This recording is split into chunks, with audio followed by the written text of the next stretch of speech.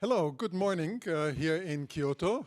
Good evening everywhere else around the world because we are on Zoom link to a number of different countries. We are on Zoom link to Chile, to Lebanon, to Austria, and also to a number of different other places around the world. My name is Peter Brook, and I'm absolutely delighted that you're here. This session is a session where we think about things bottom up, not top down.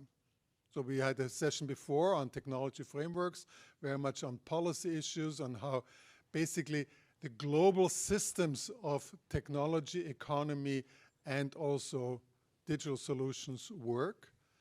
What we want to do this morning is show you how best practice examples are actually dealing with digital divides. Digital divides, that is something which is really key to the overall agenda of the United Nations, that technology, computerization, digitization should lead to a more fair, just, and equitable society. Can I have the slides, please? I'm having the privilege to organize and promote the World Summit Awards. To my left here is Osama Manzar. He is on the board of directors of the World Summit Award. He is the founder and director of the Digital Empowerment Foundation, and he has been doing this over 20 years. He looked much younger at that time when we started. Right, Osama? Yes, he did. On my right side is Poncelet. He is from Gambia. People wear hats there and soccer scarves. That's really fun, and he will be also presenting and talking with us on a number of different issues. This session is a little bit different than other sessions because when we talk about turning United Nations with its targets on the information society and SDGs into action, it needs you, everybody in this room. This is not something which we want to do abstract, but it is you who are actually the actors. And what we will do from the World Summit Awards is give you examples of how people do things, like for instance, Gloria has done in Tanzania with a project called African Queens. Gloria, will you tell us a little bit about this afterwards? Oh, absolutely. Yes? Okay, she will. Okay, so I'm not disappointing everybody here. Okay, good. So what we are doing for the last 20 years in this context of IGF, World Summit on Information Society, is basically looking at this issue of how we can, by sharing examples, get each other to learn better of what we actually can do. Okay, that has an advantage. Then if we are only theorizing about systems, we will never change the systems very, very quickly. We have to need a revolution. We need to have governments. We need to have whatever taxation policies. We need to have an upheaval. We might need to have technology wars, whatever. But everybody of us can do something very concretely in their community, a local solution, and to see how they are bridging digital divides. And that is actually what WSA has done. For 20 years, we have selected this on a global scale, but very much within the United Nations principle. So when you have this brochure, which we gave you here, it is a brochure which details what WSA does, but also it details the different kind of solutions which we will present today. There are 1,679 winning solutions from over 180 member states. The impact from WSA is something which you can measure, not just in figures here, but in what you will do after this session and to what you will be encouraged to doing. We are addressing a number of different kind of digital divides, for instance, the accessibility gap, the gender gaps, obviously, the climate issues, and also various different kind of ways of looking at how participation works in governments and so on.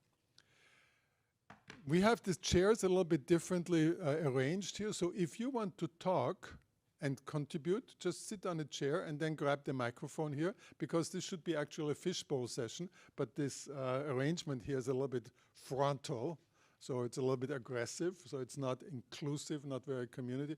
But let's think about this virtually as being a virtual inner circle, and you are happy and delighted and also invited to talk.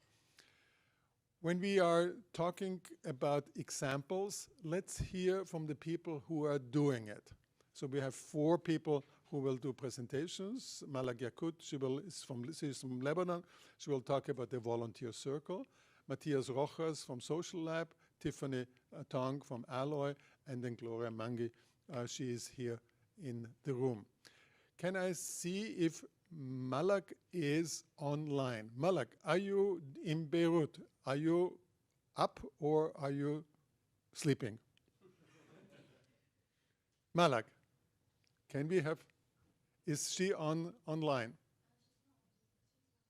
She is not here. Okay. Is Matias Rojas here from SociaLab from Chile, online participation? Yes, Peter. Hello. Yes. I don't know if you can hear me. We can hear you and we can see you. It's wonderful. What is the time in your space? You are from Santiago, right? Yes. It's nearly 11 p.m. on a Saturday night. So okay, so that's I'm easy. really enthusiastic to have a talk today. Okay, you have 5 minutes to detail us here. There's about 40 people here in this room, many young people here. They want to know what they can learn from you in terms of what SociaLab is doing to address digital divide, and which gaps do you close. Please go ahead. Great, thank you very much, Peter. Thank you, everybody in the room. SociaLab is a social enterprise, a Latin American social enterprise, where we have built an open innovation platform. So through collective intelligence, digital collective intelligence, we recruit social innovators, social entrepreneurs that can provide solutions, products, and services to different socio-environmental issues. So our platform now has more than 1.5 million creators, these users, but we call them creators because they propose ideas, not only napkin ideas, but also more developed products and services that totalize right now 85,000 solutions in the last 10 years. So it's people that have the talent, the capabilities to create and to generate these solutions in the shape of social startups. So that's what we're based in, this, what we call triple impact, not only social environmental, but also economic, meaning that this has to be economically sustainable enterprises. So what are we doing regarding the digital divides? We believe that talent is equally distributed in population around the world, but not opportunities, not resources for people that have ideas, that have different ways of solving their problems and their community problems. So what we do is, first of all, define with enterprises, municipalities, NGOs, different issues. For example, how to produce beverages with less water, regarding one of the SDGs regarding water, or security regarding delinquency in a municipality. We raise these issues on the Open Innovation Platform, and people from all of Latin America apply their solutions. This is like an innovation contest. The thing is that we provide them not only resources, which are the prizes, to some of them, not to all of them, but also connection. So when I say that the opportunities are not equally distributed in population, what I'm saying is that if you have a fancy surname in Latin America, if you know someone that knows someone, maybe you can have a unicorn startup, you can have resources, you can have different ways of implementing what you're dreaming of. But if you haven't, the way it's pretty difficult. So what we're trying to do is to, for example, what the problem you solve in your small town, connect them to a municipality which can finance and implementing in a larger scale. So we believe that this R&D department is a when you have complex problems, you have to have distributed solutions. You can't have like one silver bullet that would solve this problem, but in this case, 1.5 million people thinking on how they can solve it from different small spaces, like in their neighborhoods, to bigger spaces. For example, loans to micro entrepreneurs, or different insurances to agricultures, etc. So what we do is to is that we support this triple impact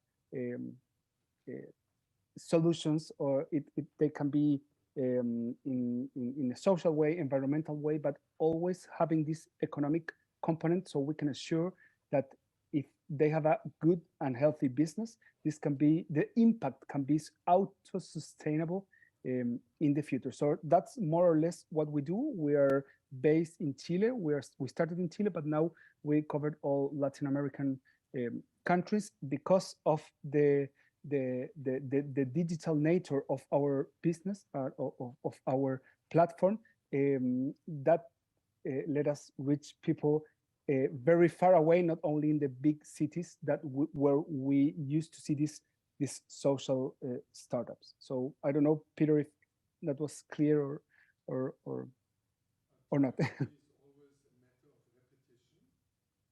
Sorry, I don't hear you. Sorry. Clarity is always a matter of repetition. So I just want to see that I understood you right. You said a number of very interesting things for everybody in this conversation. One is that you have an innovation contest for solutions which are having a local impact. And you're looking at the triple impact, the social impact, the environmental impact, and the economic impact.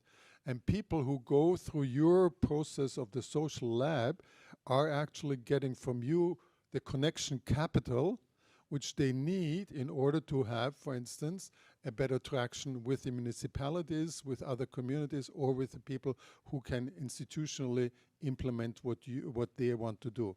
Is that approximately correct?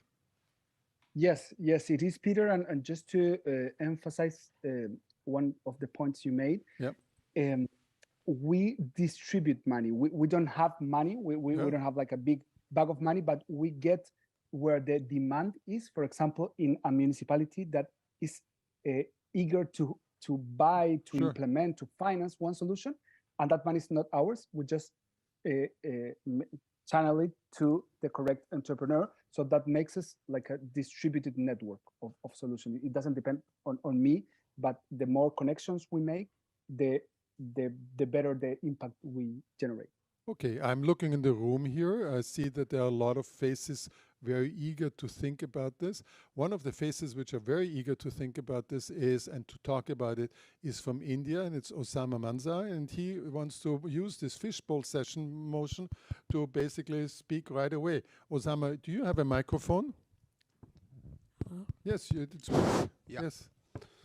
Thank you. Osama is working in India with the Digital Empowerment Foundation. Osama, what questions would you have or comments on what Matias has said about SociaLab?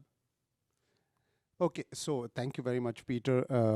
As you can see that Peter has been watching us since 22 years, so and also the development of digital. I would say that the biggest challenge to digital in the last 20 years is that real relevance, that whether it's social or not, whether it's really bottom up or not, because we all adopted digital from the perspective that it is environment friendly, it is efficient and all that. But after 20 years, it is very clear that the way social media is actually creating havoc in the social and the society. Technological overpowering our life is also environmentally challenging us. And in many, many ways, this small little communication system, like here we are sitting here and look at these wires. look at how many wires are here, and you know, the machines are here to communicate. It looks like that they are more overpowering than our human intelligence, you know. And the beauty of World Summit Award, I would say, is that to find out who is doing great work in these challenges, you know, can we identify them, can we adopt them? And that is, and India is always in the middle of these, you know. We have the highest level of IT. As you know, we export a lot of IT, we use a lot of IT, but we also have the highest number of poverty and unconnectedness. And therefore, the examples that we bring from there is worth taking, that how frugal can be technology and communication system that we can adopt. And I would like to leave with a message that it's important that all of us, all of you, who are looking at innovations, digital innovations, look at World Summit Award in a manner that how in 20 years, for thousands of innovations that is there in our database, can be influential, to be adopted by you, and to be contributed by you, and to be criticized by you, and see how we can adapt it in the next 20 years. Thank you.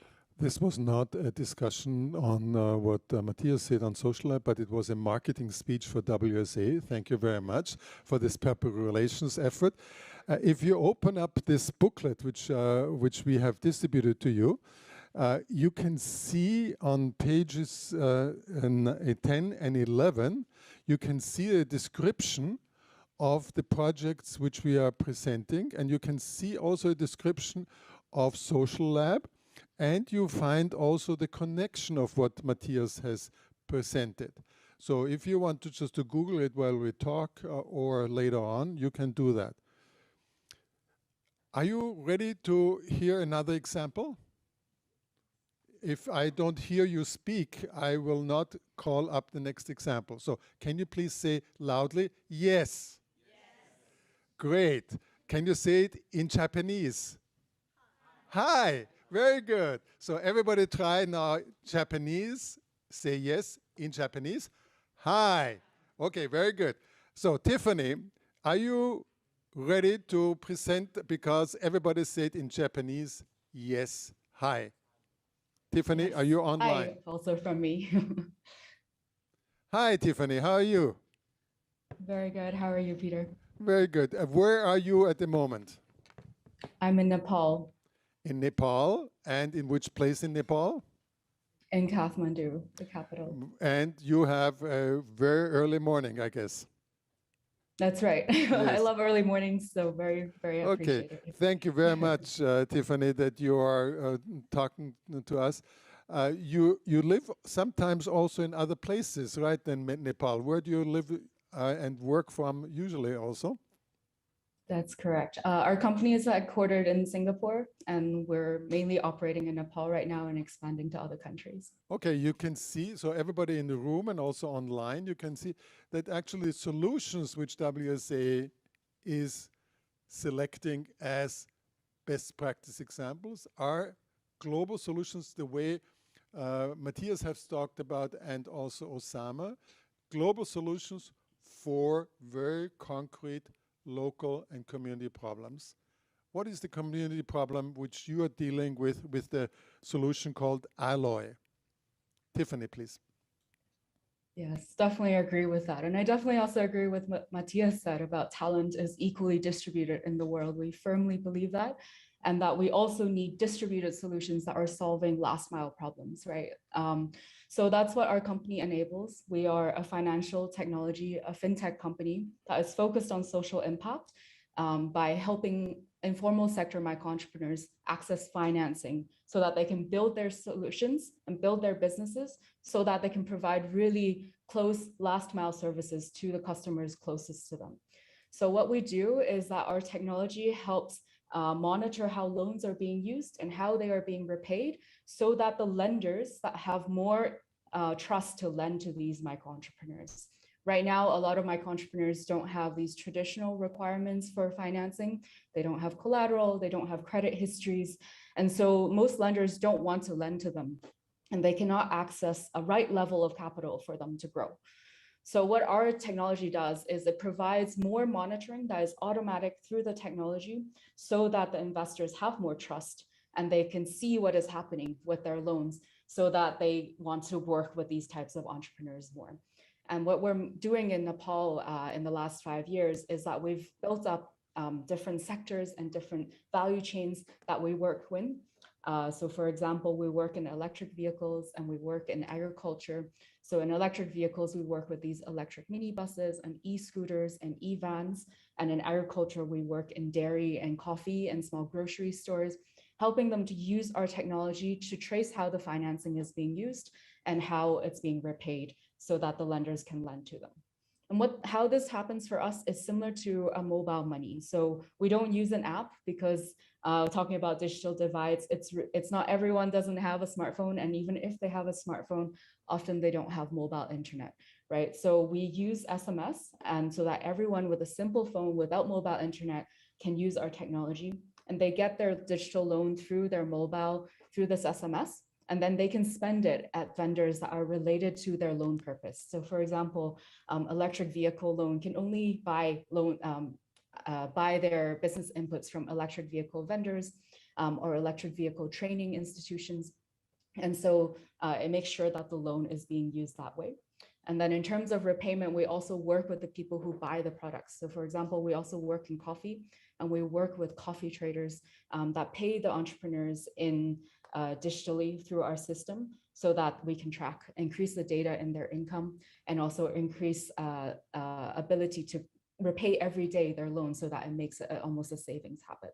So through technology, we're able to provide these real-time monitoring.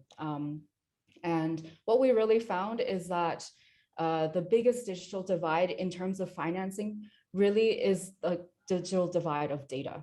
So now in the financial sector, everyone's moving towards data. And if you're coming from a background where this data is not historically here, or you don't have physical assets, or you don't even have mobile phone records, like this is going to be increasingly hard for you to get any types of loans.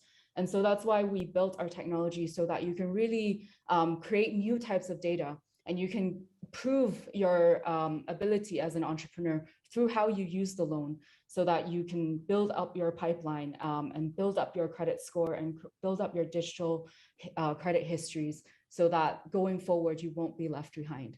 And we often think of our technology as a way to merge into this highway of digital financial information, right? So it's a way to connect to how the financial sector is moving towards. Thank you. That's really wonderful what you're describing. You are describing something which many people are not even seeing yet, that the credit history which you have is actually something which is data-based, and when you are not having those data, that you are actually excluded from it. Matias, can I just bring you in and say, okay, in which way is that an issue also, not just in countries like Nepal, but also in the countries which you cover with the SociaLab? Thank you, Peter. I believe that when we're talking about access to resources, meaning money or data or information, what I can see now, just to put the example, the famous example of ChatGPT, is that someone that uses technology in an early stage in a correct way can access whatever resources the world can bring. And I'm not talking about only base of the pyramid, because that's like more an extreme case where, for example, we can use SMS or different ways of communication. I am talking about what we call in Latin America the middle class, which is also starting to see a huge division in opportunities. Not only opportunities for them, for their families to have better income, etc., but also for them to generate local impact in their communities. So we see these people that use technology in, for example, knowing how to prompt correctly in ChatGPT makes the difference. And if you don't even know how to do that, how are we supposed to solve these complex issues, for example, as climate change? So that's, I don't know if I answered what. No, you didn't answer the question, but that's okay. You were saying about that data configuration and how to handle data, especially when you want to input it into an artificial intelligence application like ChatGPT, needs special skills. I think that's a very fair point. In terms of the financing, I think that's something which maybe Gloria, would you want to get into? Because Gloria, you are from Tanzania, but you're working in other places as well. Where are you these days? I'm currently, can you hear me? I currently live in Saudi Arabia at the moment. And you can clearly see the distinction in terms of access, living in Saudi Arabia and then also seeing and living in Tanzania. And I developed, can I go in and talk about African Queens? Or if you want to make the bridge between microfinancing and loan credit to African Queens, yes. But the bridge is for everybody in this room here that we are looking at different issues in terms of digital divides. Okay, one of them, I mean, what Matias was saying, was showing is how do you innovate when you are having an innovative product, an innovative idea, and you go through the innovation contest and you are then channeled into the system of the SociaLab. What Aloi did was it showed you, Tiffany showed you, that actually the microfinancing solutions are very, very key and important. And what are the hurdles and what are the bottlenecks, for instance, in order for you to get financing, both in terms of credit history, but also access. She was talking about that she is using for digital loans SMSs. So that's really, I mean, that's low technology, you know, low bandwidth, you know. And what Gloria will talk about is something very much, which is a feminist issue, but it's also a global issue in terms of identity recognition. Is that right? Absolutely, yes. Okay, so then please take it away, and you have, again, 5 minutes. Okay, right. Please. So my name is Gloria Mangi, and I developed a project called African Queens Project. So this came about through when I was maybe about 10 years ago. I was in Ghana attending a program. I was surrounded by about 20 or 25 other young African women who were doing phenomenal things around Africa. Everything from on the ground work in terms of law, in terms of healthcare, in broadcast. And so my background is in journalism. So one of the things that you had to do at the end of this program was develop a project. And I didn't want to develop just any other project and create something that has already been done, but I wanted to bridge what my passion was, women and journalism, and then also how I'm telling African women's stories as an African woman myself. And that was something that I noticed wasn't being done. We have a lot of people telling African stories, but not enough Africans telling our own stories. And on top of that, we don't have platforms where they can tell their own stories that is created by Africans. So this was an issue that I had seen, and it was like a light bulb moment when I was like, okay, this is something I can do. I want to share these women's stories, what they're doing on the ground with other African women as a point to inspire, as a point to motivate, and also as a way to highlight that, no, Africa isn't only just about poverty. Africa isn't only just about the lack, which it does exist, but there is more to our story. And so through this, African Queens Project came to being and started telling different African women's stories on the radio, through the website creation, through podcasting, doing a couple of workshops, and then World Summit Awards. I had submitted, the project, and they recognized the social and digital impact that it had, especially at that time. And then through that, it actually really propelled the project in a larger scheme, in the larger world scheme.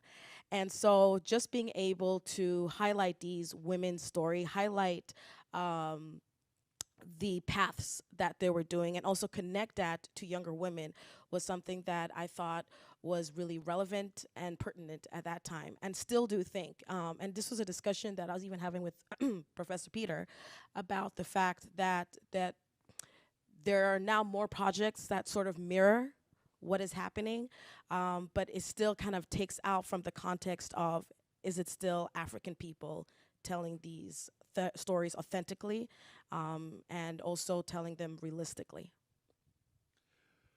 Thank you very much, Gloria, for this description of how to address a digital divide. You won the World Summit Award how long ago? You're revealing my age. Yes. About 10 years ago. There have been a number of digital revolutions Yes. in between. How would you, if you look at the people here in this room, how would you say, okay, if you would be starting off with this idea today, how would you do it differently than what you were doing 10 years ago? Absolutely, that's a great question. So at that time, and this is a conversation that I see is really becoming dominant within the space about the use of AI, but also the use of different social media apps. So at the time when I created African Queens Project, I had used WordPress and different blogging tools, and then built a website, which of course cost money and different tools, and didn't have as much of a reach as I would have liked for the target audience of who I really wanted to hear the stories. Yes, it was reaching people even outside of Africa, and this is where the digital divide is highlighted, because when you talk about usage versus coverage, especially in Africa, those are two issues that we see, especially in Tanzania. So, for example, I could be living in a rural area in Mount Kilimanjaro, and I may have a mobile phone, but the coverage doesn't cover me. So how am I able to access the information? Now, in terms of the usage, I may have the coverage, but I don't even have the tools or the means to actually utilize and access that information. So now there are different types of projects and different means and platforms that are trying to bridge that divide, and that is something that I would definitely want to implement even now within my project. How can I bridge that divide so that those people living in the rural areas can access it? For example, what Tiffany was saying, the use of SMS. Is there a way to send SMS updates so that women over there can, read about, okay, this is what's happening in our area. These are what women and girls are doing over here. These are the opportunities that we're seeing in this area. So having those different platforms that can bridge those, those gaps are very important.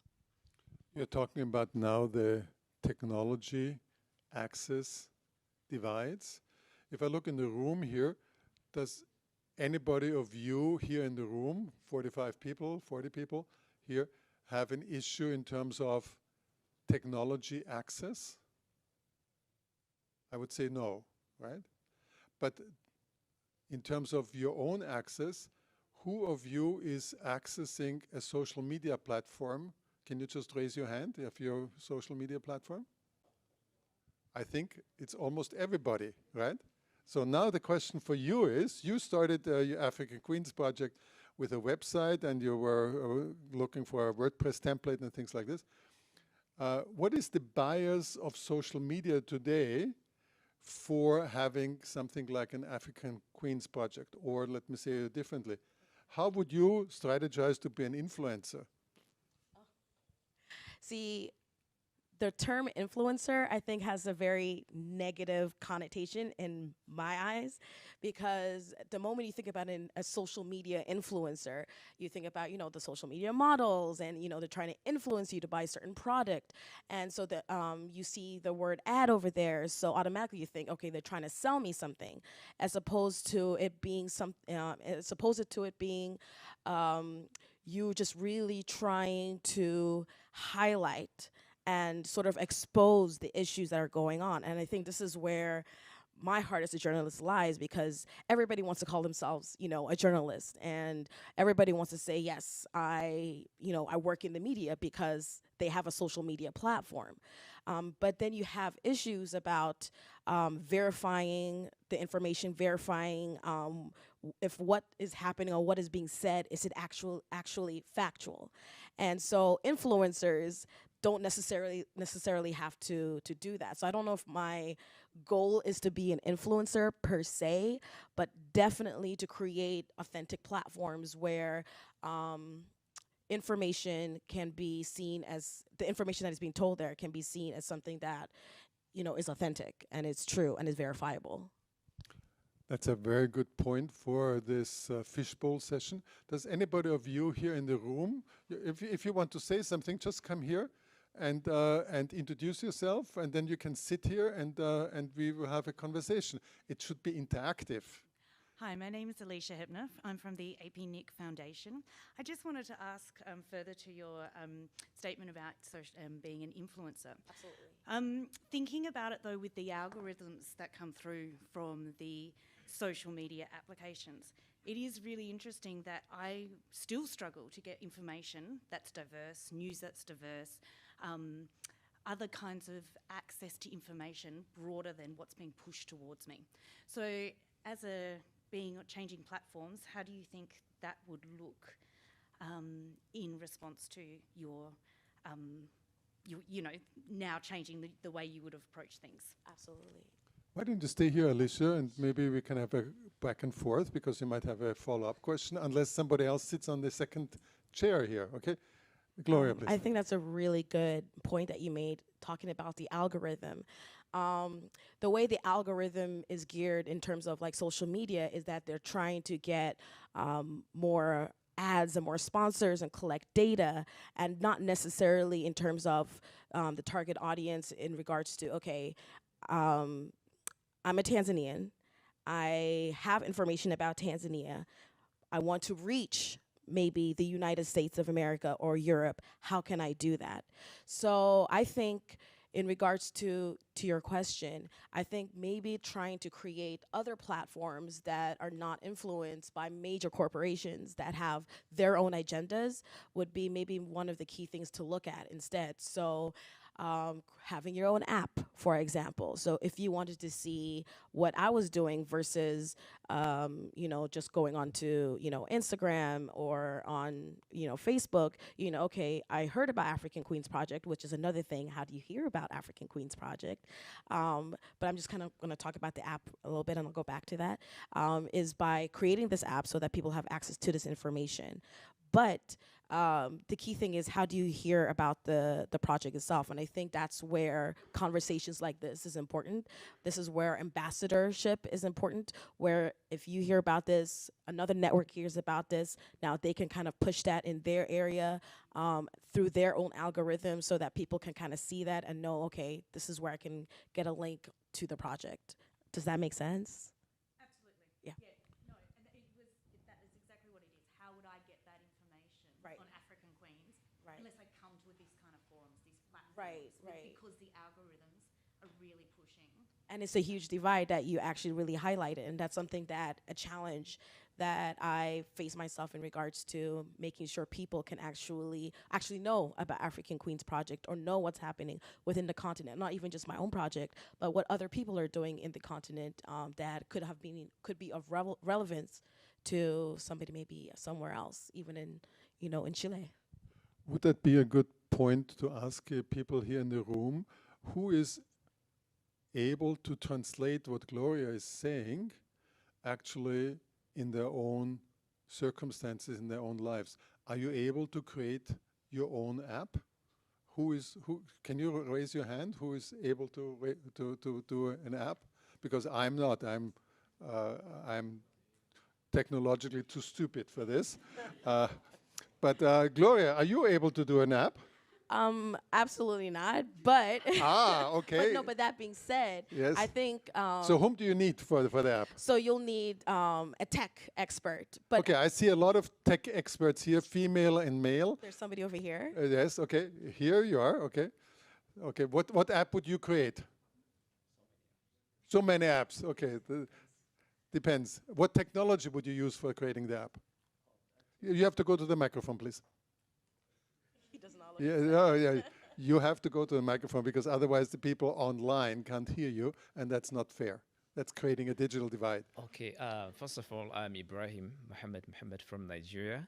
Hi, Ibrahim. I work for National Information Technology Development Agency. Yeah. Currently working at DPRO here in Japan. Okay.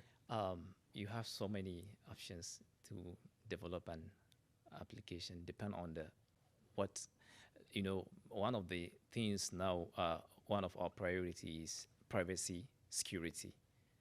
So there are some certain algorithm if you want to develop a strong and transparent application you need to use. So for me, I usually use a web app, which is I use JavaScript, and I Bootstrap and other languages. I have a follow-up question. How long does it usually take to develop an app that fits into those, you know, requirements and criteria in terms of security, in terms of transparency? You know, there are different kind of providers. There are some that are just plugins. That's right. Yeah, you pay the services, you get it, which is, I prefer that for the third party to protect your app. Because nowadays, some hackers are more smarter than the developers. So that is why you see IT guys, we encourage them to like try to also go into psychology to think how the innovators think, how the hackers, think ahead of any kind of new innovation. I come across a solution which is similar to ChatGPT, Aboki.ai, which is, to my greater surprise, very effective and efficient. I said, okay, this guy has developed such kind of a solution which we never knew before. Say this again so everybody in the room understands this again. What is the example you're giving? The name of the site, ABOKI.ai. ABOKI.ai. Is this by a Nigerian? Yes. Okay. Okay, so we see here that the Tanzanian and Nigerian coalition to create a very smart solution. Yes. Okay, good learning. So may I use this opportunity to? Okay. You can speak another 2 minutes to use this opportunity. Okay. But you have to convince Alicia that what you're saying is interesting. So actually, I have interest in the Tiffany. Tiffany, yes, Tiffany. yes. Yeah. She mentioned something because it's one of our challenges in Africa. Africa, we're blessed with so many, our potentials are numerous, like what she said. Yeah. We have assets, youth assets, but the thing is how to utilize them. There is a digital divide gap, huge gap. Okay. Like in my country, the population of Nigeria were over 220 million Nigerians. Over 70% of them are youths. Mm-hmm. Without empowering those kind of youths, what do you think will happen? And they have the skills. What's your question for Tiffany? How credit risk management. How do they manage their risks in terms of financing, giving out loans? Because retrieving it back is very difficult for us in Africa. So I would love to know the concept. Tiffany, do you hear what Ibrahim is saying? Are you online? Yes, I do. Thank you for your What would be your answer to Ibrahim's question? I'm asking Ibrahim to sit down, not on his chair, but here in the fishbowl, next to Alicia. Please sit down here, over there. Very good. Thank you very much, Ibrahim. Tiffany, please, go ahead. Yes, in terms of risk management, definitely it's a huge problem. We manage it in two different ways. One is using the technology, creating new ways of creating data to have more real-time monitoring. And then the second one is through human relationships, really. So using our technology to build networks that are able to help monitor these loans. So for example, entrepreneurship organizations or farmer cooperatives, they're very much an integral part of our technology to be able to help manage these loans at a grassroots level. So we find that only technology does not work. What we really need to do is use technology to build local networks. And that's how we monitor our loans. I think that's a very sensible solution. I see that Ibrahim is nodding, energetically. Ibrahim, is that a good answer for you? Yes, okay. Why don't we stay with good practice examples from Africa regarding addressing digital divide? And when we look at Tanzania and Nigeria, I also want to look at Gambia And Poncelet, you are here. Have been with WSA for many, many years, and you have you said that you have an intervention where you wanted to talk about Innovaprex. Yes. Can you use the microphone? Yes, I think, is it on? You have to see if it's on. Yes, it's on. Yeah, okay. Okay, go ahead. Thank you. Before I talk about InnovaX, I'll just first say I'm working right now from Juba in South Sudan for the UNDP just setting up 13 innovation pods in 13 public universities in Africa to spur innovation among African faculty and students. And one of the things, we are the one in the University of Juba in South Sudan is the first that has opened out of this 13 that was started last year. And what we have been trying to do, I mean, when people look at South Sudan, you think, okay, it's just war, they got Africa's youngest state. But through the Peace and Cohesion Community Project, they approached us of the UNDP, working with students. There are 30,000 students in University of Juba and faculty. We have started creating an app that will be collecting information on cattle rustling, because one of the problems that has caused a lot of communities problems that brings rift in South Sudan in the rural areas has been cattle, because they move into grazing land. So we used OpenStreetMaps, we used ODKI, and we have developed the chip. We are now testing the chip, and it was all done by students. So I'm really very proud what we have done. And this we started in March this year, and we have done it up to August, and we hope to launch the app soon. The thing I wanted to say, just a minute, please, Peter, in coming back to Gambia, which is home, apart from what I'm doing now in South Sudan, is being a WSA expert for over a decade now for the Gambia. You have Innova Global Health, IGH.GM. They do what you call wellness on wheels. This was set up by a pharmacologist who graduated from Purdue University, came back home and discovered that you have a lot of Gambians in the diaspora, and their families, their moms, fathers, aunties are all in the village. How do you get them medicine?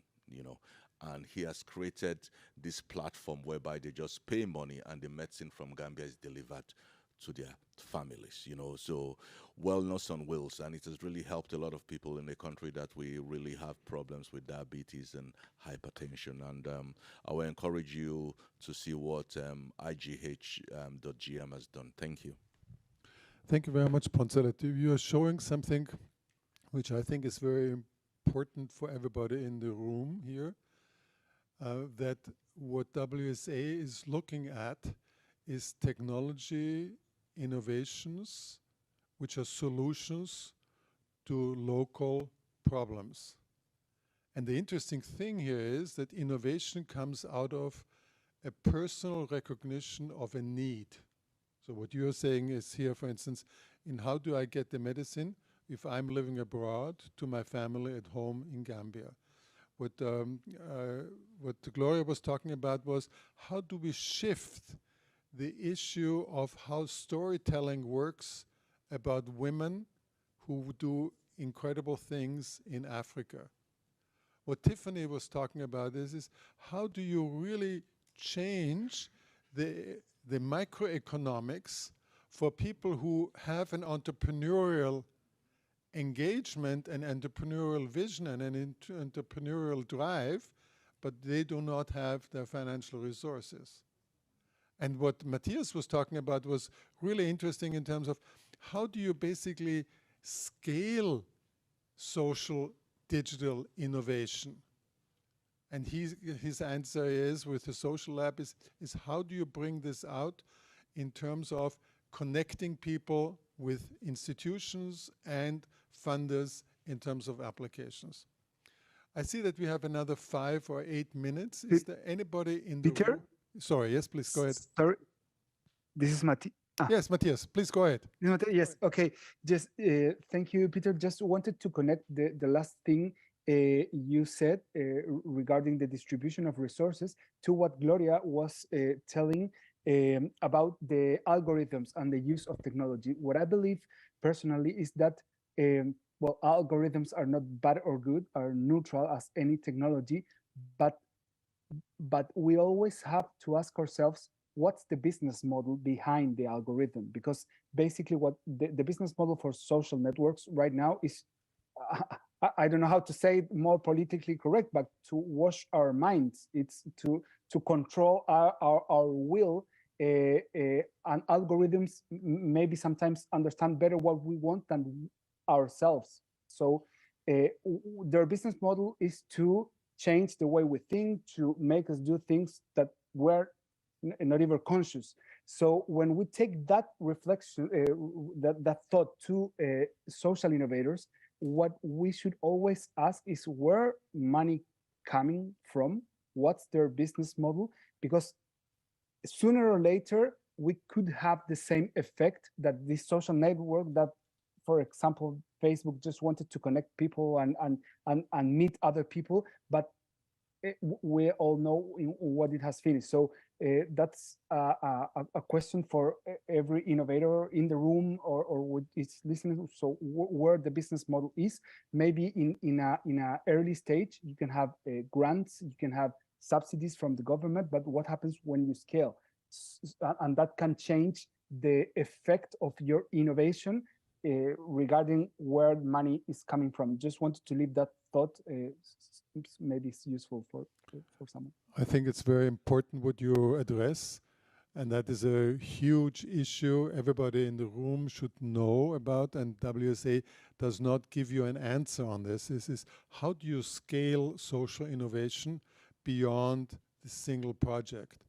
The answer is not from WSA, but it is by us, by you, everybody, joining in giving attention to these issues, and also seeing what kind of mixed financing strategies which we can have. What Poncelet was talking about is really interesting.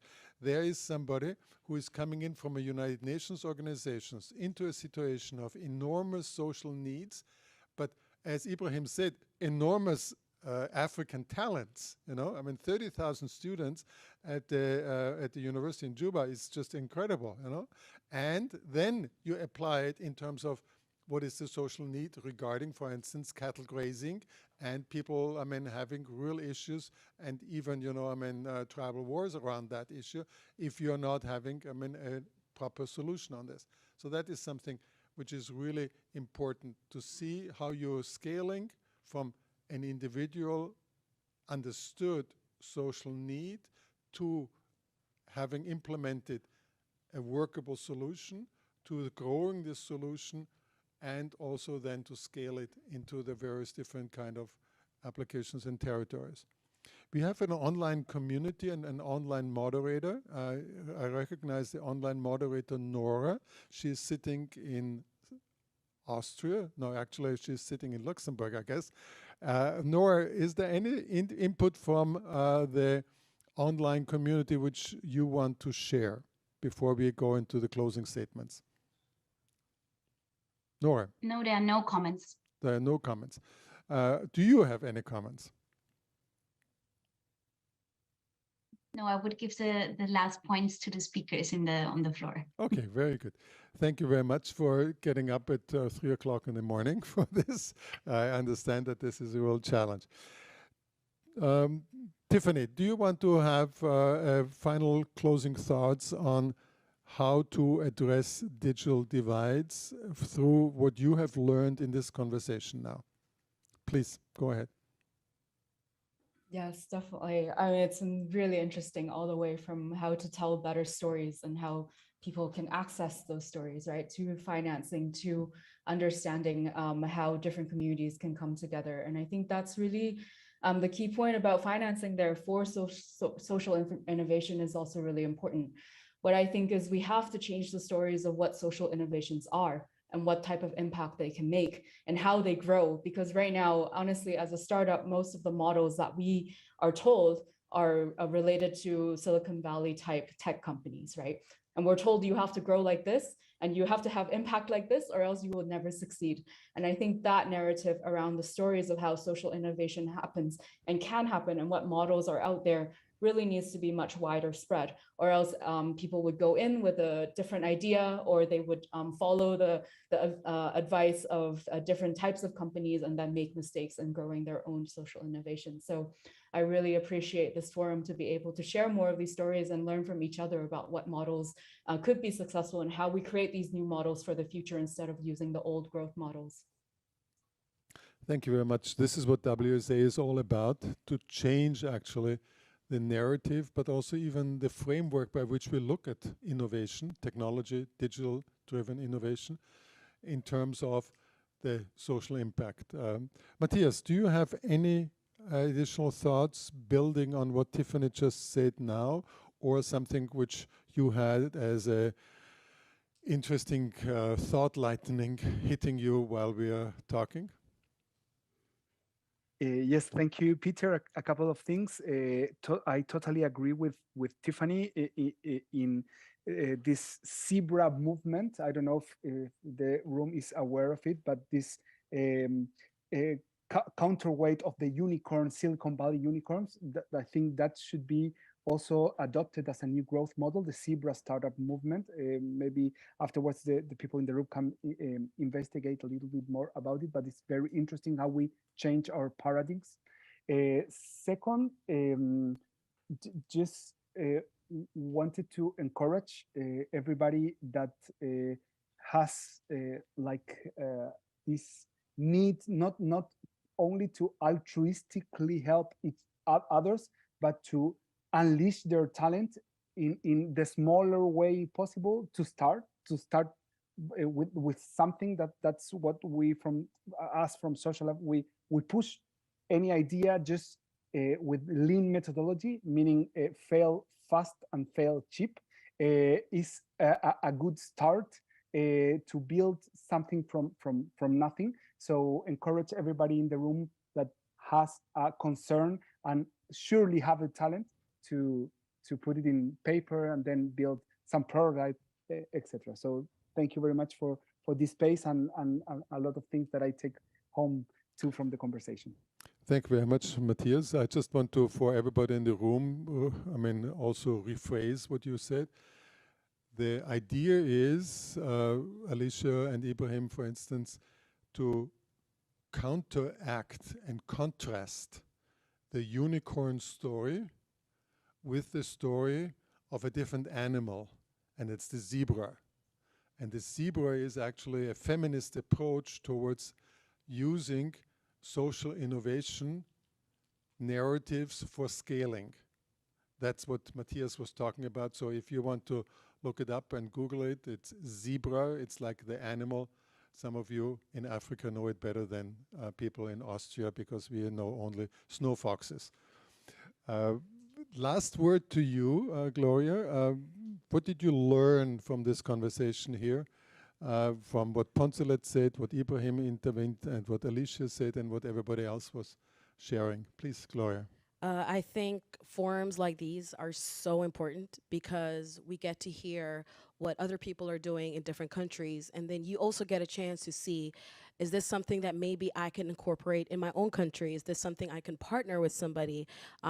Instead of just recreating something, they already have the infrastructure, they already have the resources and the tools. It's just a matter of building that bridge. So, for example, Ibrahim coming and asking asking the question to Tiffany about what she's doing in terms of credit microfinancing, which is a big issue in Tanzania and is a big issue in the rest of Africa.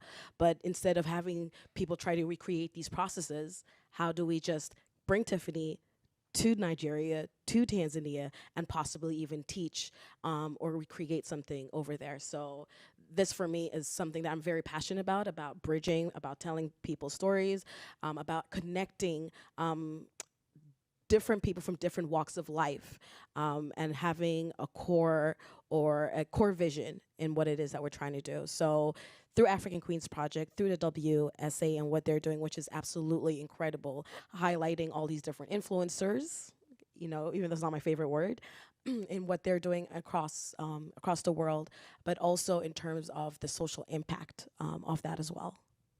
That's a wonderful way of ending this session. there's a technical term for what Gloria is talking about, and we talk about this in WSA as social franchising. Sharing the model of what you do in Nepal in a way which you can implement it in Nigeria or Tanzania, and what you do in South Sudan shared with people in Mali, because maybe there's a similar problem there, and with people in Argentina, and what is done in Chile to share it with people in the Arab world or in Japan. That is what WSA is all about, building this kind of platform to connect people with each other and to connect for impact. Please take these brochures, stay connected. Thank you, Alicia, for your questions and interventions. Thank you very much, Ibrahim, for yours. Thank you, Nora Woloch in Luxembourg for putting on and the online presentation. And regards and all the best to Kathmandu and Nepal, to you, Tiffany, and thank you very much, Matias, for joining from Santiago. All the best to you. I wish you a happy day. Stay safe. Be peaceful. Thank you. Thank you very much. Bye-bye. Thank you.